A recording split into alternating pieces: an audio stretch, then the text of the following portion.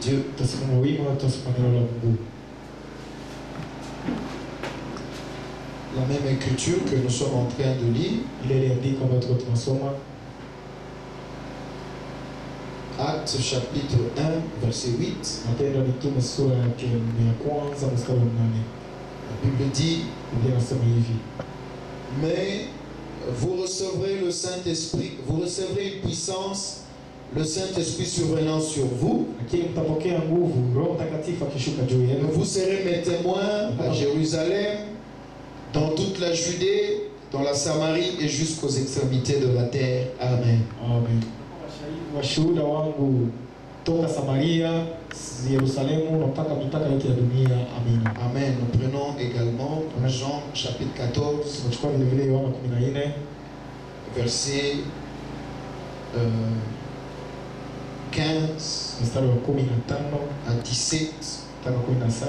Et ensuite nous allons prendre le verset 26. Kisha baadaye tutaruka mpaka mstari wa 16. Si vous m'aimez, gardez mes commandements. Kama mkinipenda muzishike amri zangu. Et moi je prierai le Père, Na mimi nitamuomba Baba, et il vous donnera un autre consolateur, na atawapatia mfariji mwingine, afin qu'il demeure éternellement avec vous. ili kwamba adumu milele pamoja nanyi. L'esprit de vérité Roho wa ukweli que le monde ne peut recevoir ambaye ulimwengu hawawezi kupokea parce qu'il ne le voit kwa pas sababu hawamuoni et ne le connaît point, na hawamjui, mais vous, vous le connaissez, lakini ninyi mnamjua, car il demeure avec vous kwa maana anakaa pamoja et nanyi il sera en vous. na atakuwa ndani yenu. 18. Je ne vous laisserai pas orphelin, 18, na sitawaacha je mayatima, viendrai à vous. nitakuja kwenu. 19. Encore un peu de temps, 19 tena kwa muda le monde ne me verra plus, na dunia hawataniona mais tena, vous, lakini ni vous me verrez, mtaniona, car je vis, kwa maana naishi, vous vivrez aussi. ninyi pia mtaishi. 20. En ces jours-là, Makumi mbili, katika siku vous zile connaîtrez que je suis à mon Père, unajua kwamba mimi ni ndani ya Baba et que yangu vous êtes en moi, na ninyi ni ndani et que je yangu suis en vous. na mimi ni ndani yenu. Verset 26. Mstari wa 16. Mais le consolateur, Lakini mfariji, l'Esprit Saint, yule Roho que le Mtakatifu Père enverra en mon nom, ambaye Baba atatuma kwa jina vous langu, enseignera toutes ces choses atawafundisha mambo haya et yote, vous rappellera tout ce que je vous ai dit. atawakumbusha yote Amen. niliyowaambia. Que le Seigneur bénisse la lecture de sa parole. Mungu abariki usome neno lake. Veuillez vous asseoir. Anaweza Je vous salue ce soir dans le nom de Jésus-Christ. hii na wasalimu jina la Bwana Yesu Kristo. Merci d'être venu pour écouter la parole de Dieu. Asante kufika kusikia neno la Mungu. Nous sommes en train de parler du Saint-Esprit. Tuko tunazungumzia Roho Et Mtakatifu. nous sommes toujours dans le premier point. Qu'est-ce qu'est le Saint-Esprit? Tuko tu katika ile nukta ya kwanza, Roho Mtakatifu ni nani? Qu'est-ce que le Saint-Esprit? Roho Mtakatifu ni nani? Et à partir de demain, Dieu voulant, Na kuanzia kesho kama Mungu akitaka, nous allons voir le deuxième point. tutaona ile nukta ya pili. Pourquoi le Saint-Esprit a-t-il été donné? Kwa nini Roho Mtakatifu alipewa? Et cela va nous conduire à voir autre chose plus tard. Ile tutaongoza kuona mambo fulani baadaye. Et nous y allons étape par étape comme le prophète lui-même l'a fait. Na tunaenda kule hatua kwa hatua kama vile nabii alifanya. Amen. Ici, Hapa là où nous venons de lire, kwenye tunatoka kusoma, Jésus lui-même nous donne une promesse. Yesu yeye pekee iko anatupatia ahadi. Il dit, vous recevrez une puissance Anasema mtapokea nguvu lorsque le Saint-Esprit surviendra sur vous. wakati Roho Mtakatifu atakuja juu yenu. C'est-à-dire le Saint-Esprit quand il vient avec une puissance. Anasema Roho Mtakatifu wakati anakuja na Et nguvu. nous allons voir cette puissance à quoi elle sert. Na tutaona ile nguvu kazi yake ni gani. Frère Madame dit c'est une puissance pour la prédication, Ndugu Branham anasema kwamba ni nguvu kwa c'est ajili ya une uhubiri, puissance pour la vie sainte, ni nguvu kwa ajili ya maisha matakatifu. c'est une puissance en tout et pour tout. Anasema ni nguvu kwa ajili ya yote na ndani ya yote. Amen.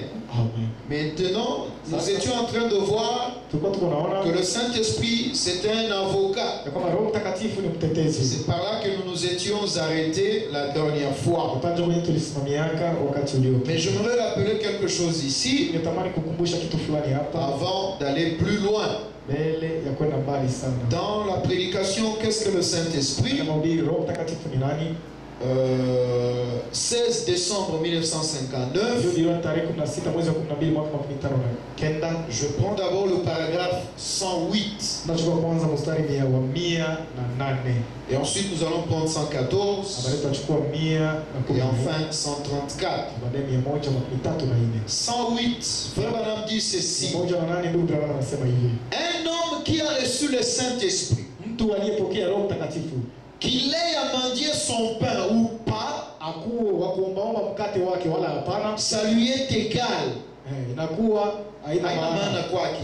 Ça ne compte pas pour lui. Haina maana yoyote kwake. Il est une créature qui est en route pour le ciel. Yeye ni kiumbe anayekuwa njiani kuendea mbinguni. Il n'a aucune attache ici du tout. Hana mwambatano wowote wa kitu chochote hapa duniani. C'est vrai. Ni kweli. Ça lui est égal. Haina maana kwake. Advienne que pourra.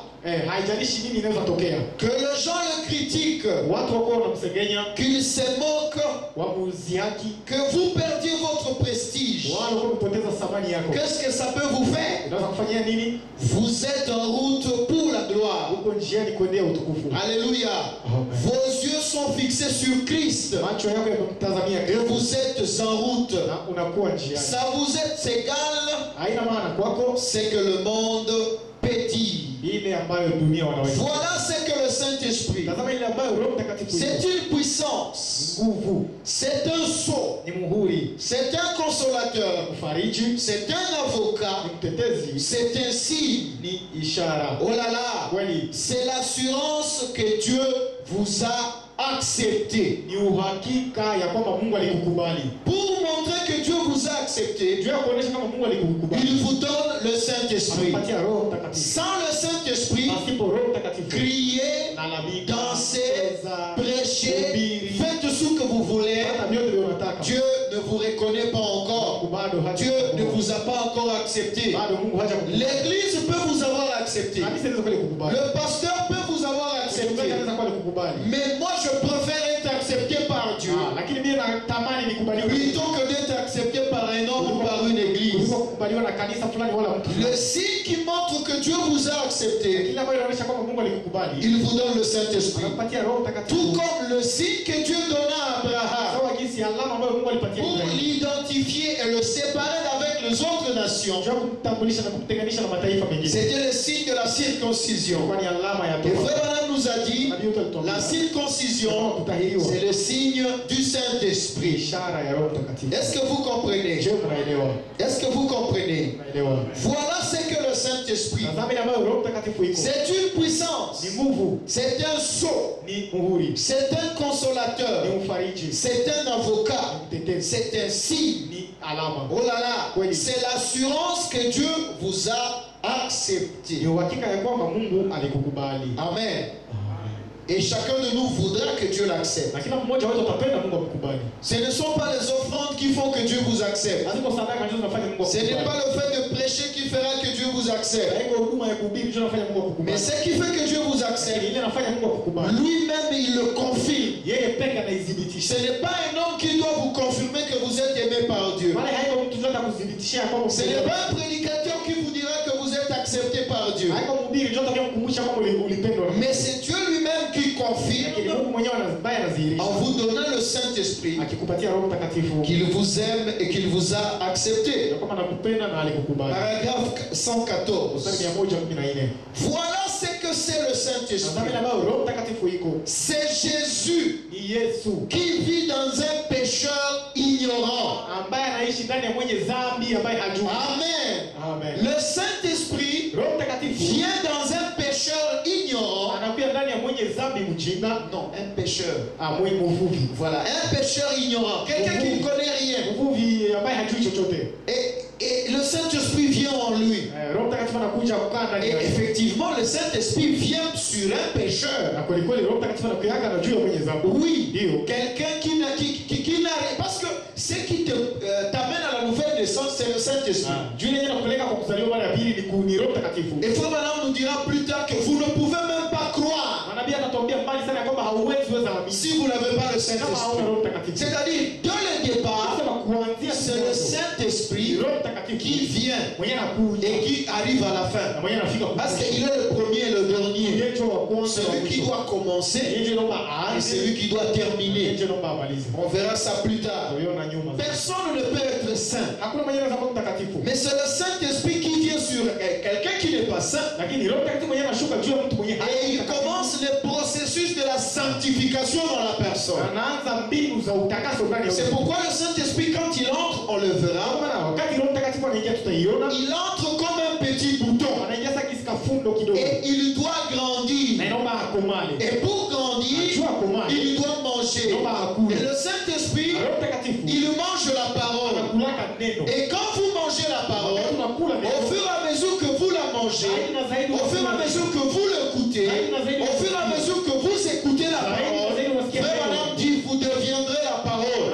C'est-à-dire le Saint-Esprit grandira en vous et vous donnera les capacités que vous n'aviez pas avant de l'avoir reçu.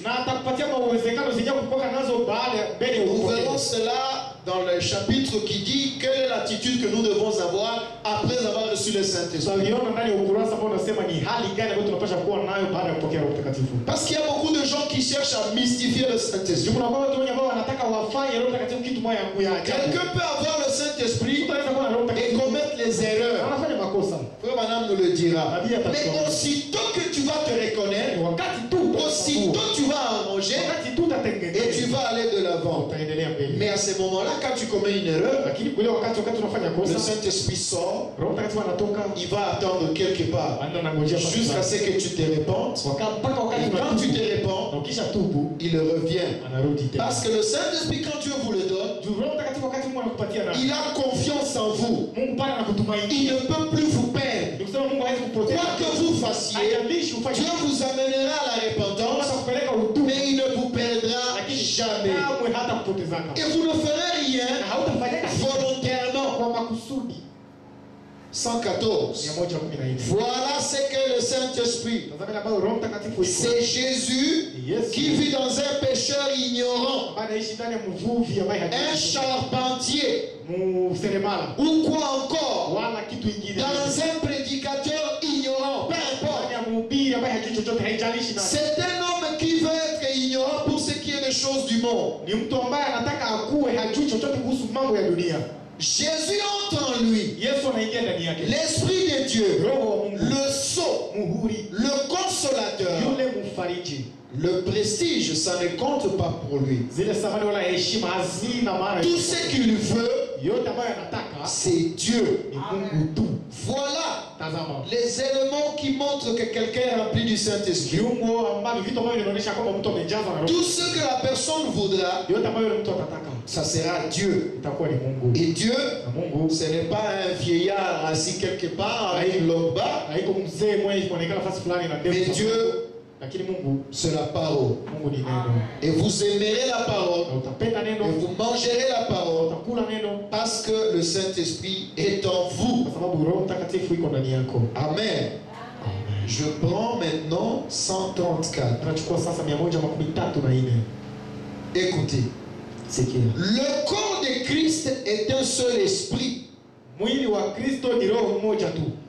chaque membre de la Pentecôte jusqu'à maintenant boit du même vin nouveau, du même Saint-Esprit, produisant les mêmes résultats. Comment est-ce que nous faisons ça? Par un seul esprit. Maintenant, le Saint-Esprit, c'est la porte ouverte de Dieu. C'est ce que Frère Madame dit. C'est-à-dire, Dieu, s'il veut t'ouvrir la porte, il te donne le Saint-Esprit. C'est la porte ouverte de Dieu. Qu'est-ce que c'est? C'est la porte ouverte de Dieu. C'est un signe. C'est un sceau. C'est le repos. C'est la paix. C'est la bonté. C'est la guérison. C'est la vie. C'est la porte ouverte de Dieu qui donne accès à toutes ces choses. ambao unakupatia jinsi ya kufikia yale mambo yote. Frère Branham nous a dit la fois passée Que tout ce dont Dieu a pour nous se trouve dans le Saint-Esprit. Voilà pourquoi la Bible a dit cherchez premièrement les royaumes des cieux et tout le reste vous sera donné par-dessus tout. C'est-à-dire quand vous avez le Saint-Esprit, c'est une porte ouverte qui vous donne accès à toutes les choses de Dieu. C'est-à-dire vous voulez le salut, recevez le Saint-Esprit. Vous voulez les bénédictions, cherchez d'abord le Saint-Esprit. Parce que les bénédictions sans le Saint-Esprit vous amèneront à la perdition. Amen. Maintenant, prenons un point où Frère Branham nous dit que le Saint-Esprit c'est un avocat. C'est par là qu'on s'est arrêté la fois passée. Il venait même de le dire ici que le Saint-Esprit c'est un avocat. Lisons ici 1 Jean chapitre 2. Qu'est-ce que je dis? 1 Jean chapitre 1er, pardon. Non, c'est chapitre 2. Verset 1 à 2. Ah, excusez-moi. Mes petits enfants, je vous écris ces choses afin que vous ne péchiez point. C'est-à-dire lorsque nous écoutons la parole de Dieu, lorsque nous écoutons la prédication, lorsque nous lisons la parole de Dieu, cela nous empêche de pécher. Parce que pécher, c'est briser un commandement de Dieu. Et Frère Branham nous dira plus tard que pécher c'est manquer le but. C'est-à-dire, c'est briser une écriture. Alors, si vous ne connaissez pas cette écriture-là, vous pouvez la briser sans le savoir. D'accord? Et le péché, c'est l'incrédulité à la parole de Dieu. Voilà, c'est ce qui vous amène à agir contrairement à la parole de Dieu. Maintenant, Paul nous écrit. Paul étant un prophète, Branham nous écrit, Branham étant un prophète, afin que nous ne péchions point. Écoutez, et si